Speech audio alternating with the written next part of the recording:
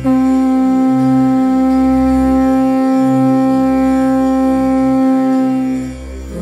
মহর্ষি বাল্মীকি রচিত রামায়ণ পাঠ করছি। আপনাদের ভালো লাগলে লাইক, কমেন্ট, শেয়ার এবং চ্যানেলটি সাবস্ক্রাইব করে আমাদের পাশে থাকবেন। পাঠে কোনো দোষ ত্রুটি হলে তা নিজ গুণে ক্ষমা করবেন।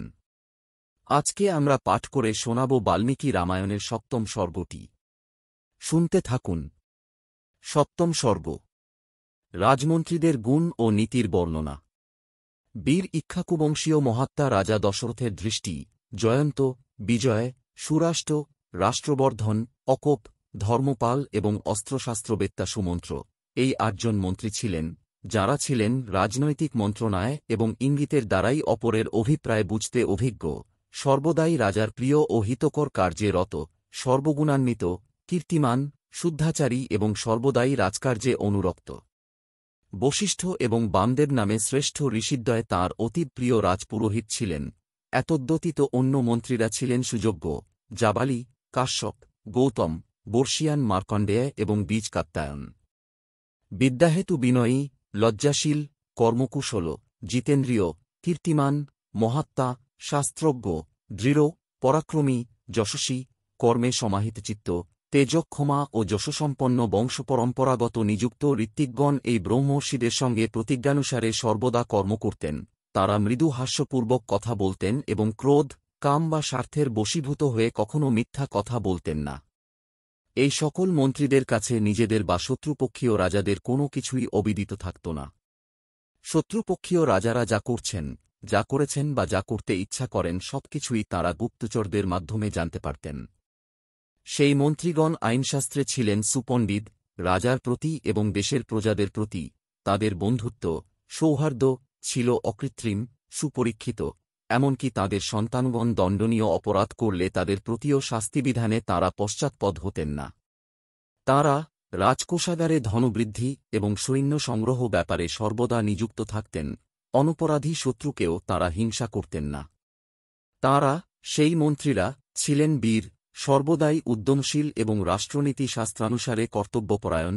আরও তাঁরা পবিত্র চরিত্র দেশবাসীদের সর্বদাই রক্ষা করতেন। তাঁরা ব্রাহ্মণ ক্ষত্রিয়াদি সকল বর্ণের প্রজাদের কষ্ট না দিয়ে ন্যায়ানুসারে রাজকোষ পূর্ণ করতেন। অপরাধী ব্যক্তির ক্ষমতা অক্ষমতা বিচার করে তাদের প্রতি কঠিন বা মৃদু দণ্ডবিধান করতেন। পবিত্র চরিত্র, স্থির বুদ্ধি এবং সম্যক জ্ঞানী সেই মন্ত্রীদের অভিজ্ঞতায় অযোধ্যাপুরীতে এবং সমগ্র কোশলরাজ্যে কোনো ব্যক্তি মিথ্যাবাদী বা দুষ্টবুদ্ধিসম্পন্ন বা পরস্ত্রীগামী ছিল না। সেই অযোধ্যাপুরী এবং কোশল রাজ্যের সর্বত্র শান্তি বিরাজ করত। উত্তম বস্ত্র পরিহিত, সুসজ্জিত, পবিত্র কর্মা, রাজার হিতাকাঙ্ক্ষী সেই মন্ত্রীরা নীতিরূপ চক্ষুকে উন্মিলিত রেখে সর্বদা সজাগ থাকতেন।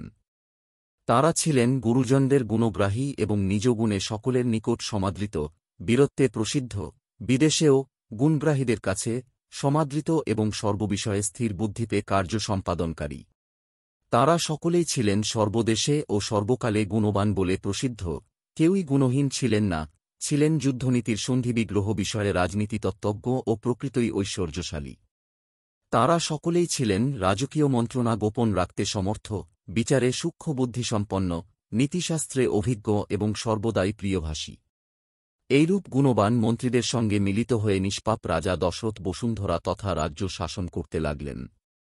গুপ্তচরদের সহায়তায় স্বরাজ্যের এবং শত্রুরাজ্যের সকল বিষয়ে তীক্ষ্ণ দৃষ্টি রেখে প্রজাদের ধর্মপথে রক্ষা করে, প্রজাদের স্বধর্ম পালনে সহায়তা করে, অধর্ম পরিত্যাগপূর্বক প্রজাপালন দ্বারা ত্রিভুবনে বিখ্যাত দানশীল, প্রিয়ভাষী, সত্যসন্ধ পুরুষ সিংহ রাজা দশরথ অযোধ্যায় অবস্থান করে এই পৃথিবীকে, নিজ রাজ্যকে শাসন পালন করতেন।